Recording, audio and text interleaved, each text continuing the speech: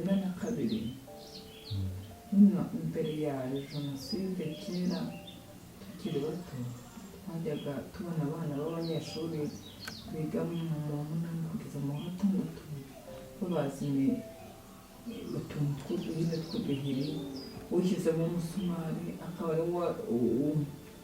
ukaba ari we watsinze akabona amanota menshi kandi ubwo buhiri bukabika muri stock y'ikigo ubwo buhiri bukabasha kutwica. Muri icyo gihe bishe musaza wanjye n'abana 7. Musaza wanjye baramwishe, abana be barabakaraga mu mavuta, nyina bamukijyana mu nzu y'igisenge barayitwika, isi bamutuma urunuka bamuta muri cya gisenge cy'inzu yatwitse ubu cyane muri 1993 twasubiye mu ngo, amahoro yase nayaje dusubira mu ngo. Dusubiye mu ngo urumva nk'umuryango w'iwacu wari utakaje abantu bangana gutyo, wari utuje imyaka cyane, ntabwo urumva byahise kubura abantu 7 mu rugo ntabwo byari bitworoheye, ntabwo hamwe n'amateka turihangana uko dusubira mu rugo. 94 irakira igera risimusiga. Nari mfite musaza mukuru wanjye yari yarashatse hano hakurya Maranyundo, afite umugabo araje aratubwira abwira papa na mama nimuduhe abana batoya, njyewe mfite umuntu nishyura uzajya ambera umuzamu, ntabwo abana bazicwa nibabantu badutwara mu rwego. Naho bivugira abana b'abaturanyi nabo baradukurikira kuko bumvaga ko babona ubuhungiro, n'abaturanyi turajyana, n'abana b'abatoya b'abaturanyi turajyana, ariko harimo n'abandi bana tutari twabonye urumva twaturi mu buhungiro dusa n'abajagaraye, bamwe turabasiga abandi turabajyana, ariko tujyanamo n'abaturanyi. Tugeze kuri komine nasanze harimo abatutsi bahunze batetse, nsanga abapolisi barimo bararasa, abaturage bararasa, abanyururu babahaye imbunda barimo bararasa, abaturage bamwe bafite imbunda abandi bafite imihoro, ukabona sinzi.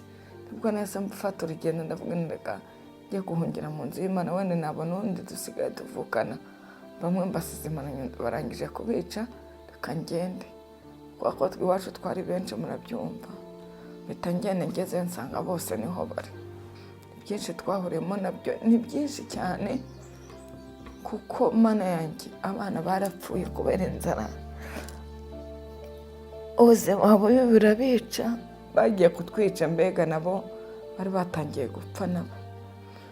Twebwe twari turi hanze n'inka amatungo ari hanze, ariko nubwo twari turi hanze twari tuhamaze iminsi, twarishwe n'inzara, abana bamwe batangiye gupfa kubera inzara, nibwo bazaga batangira kuturasamo, bamwe batemagura, tuhita twinjira mu kiliziya, bahita barwana bararasa imyotsi.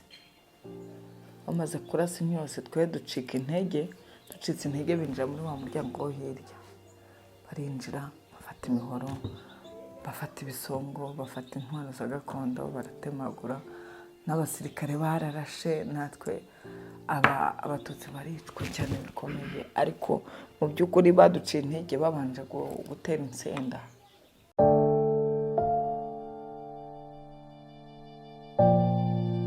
Maze kwica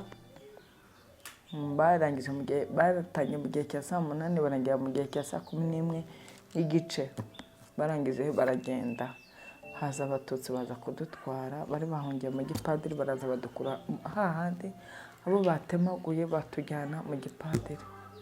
Nanjye barahantemeye cyane bikomeye, barantemye hano mu mutwe, barantemye hano mu gihorihori, barantemye burya ariko Imana irahaba. Wango njyewe ndi umwe mu bantu bafashwe ku ngufu ari abana, ndi umwe mu bantu batemwe ndamugara, ndi umwe mu bantu bataye muri wese nyibamo hatungwa n'amabyi yo muri wese, ndi umwe mu bantu babashije kwinjira mu mazi nambuka Igitarama kandi ntazi koga, ariko kubera Imana abatwari turi kumwe bose babica ndasigara. Aho hose nahungaga nambaye ubusa. Navutse ndi umwana wa 14 hamwe n'umuryango wanjye wose wabaga mu rugo, twari abantu 37 barabishe barabamara. Ubundi ntabwo nabivugaga, mbivugiyeho mbonye wantemye aje kunsaba imbabazi hano. Ubwo natangiye kubivuga ubundi ntabwo nabivugaga, byanyeberaga. Hashize imyaka 2 uturana n'abantu baguhekuye muziranye ku musozi w'iwanyu bakwirukankanye ubireba, ntabwo babyoroshye. Nyine no kugira ngo tubumbatire ubumwe bw'Abanyarwanda, ariko yahise haza akantu nk'ubwo umuntu muri iki gihe nk'iki ajya mu nzu akaguma wenyine kugira ngo njye numva kubaho njyenyine hano mu nzu ntacyo bitwaye. Buriya nanakinze buriya nkitekerezaho, ntabwo biba byoroshye, duturanye nabo cyane ariko nta kundi. Ibyo nabonye ndi umwana numva nta wundi mwana wabibona, nta n'undi muntu wabibona, kuko iyo ubona mukuru wawe cyangwa umuvukana aryamye hariya bamwubitse nk'umugabo hejuru, ntuze amasazi amutumaho, ni ukuvuga ngo iyo si ntabwo nshaka isi ibona ibyo.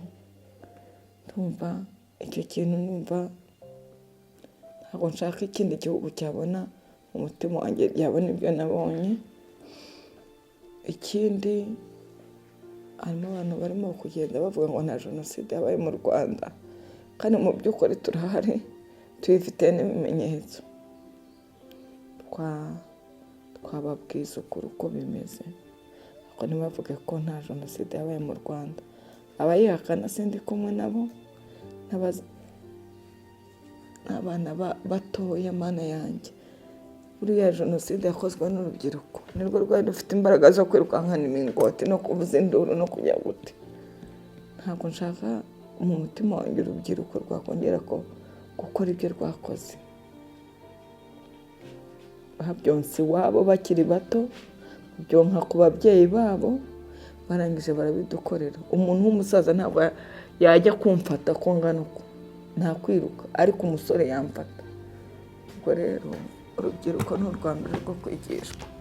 Abacitse ku icumu nkanjye cyangwa na bagenzi banjye, buri muntu wese aba afite inzira y'umusaraba yaciyemo, kuko nta kuryama yigeze, n'umuturanyi wawe ntiyaguhishaga nibuze ngo uraryamaho kabiri cyangwa.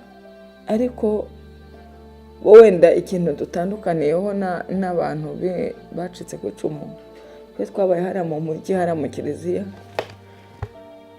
twaburaga icyo turya tukarya ibitaka. Ako wenda bo kubera ko bari mu mfunzo hirya, wenda bacukuraga n'ibifunzofunzo bakarya, ariko ntabwo twigeze tubona ubuzima bwiza nk'abatutsi bari barahunze. Nta buzima bwiza, buri muntu wese afite amateka. Abana banjye ntabwo ari batoya, gusa hari igihe bajya bambaza nk'utuntu ako kudusubiza bikangora. Urugero, umwe aherutse kumbaza ati akose mama, ko umuntu iyo mugiye kurwana mubanza mugatukana, uwagutemye we mwabanje kuvugana iki? Ubwo urumva ni ibintu igenda nsubiramo iyo abimbajije, cyangwa akagira gute, numva nongeye gusubira inyuma buri kanya. Amateka y'u Rwanda kwececeka ni bibi, kuko acecetswe ejo yakongera, kandi ntabwo nifuza, yewe nawe ntakiriho, ntabwo nifuza ko hari isi yakongera kubona ibyo twabonye mu Rwanda.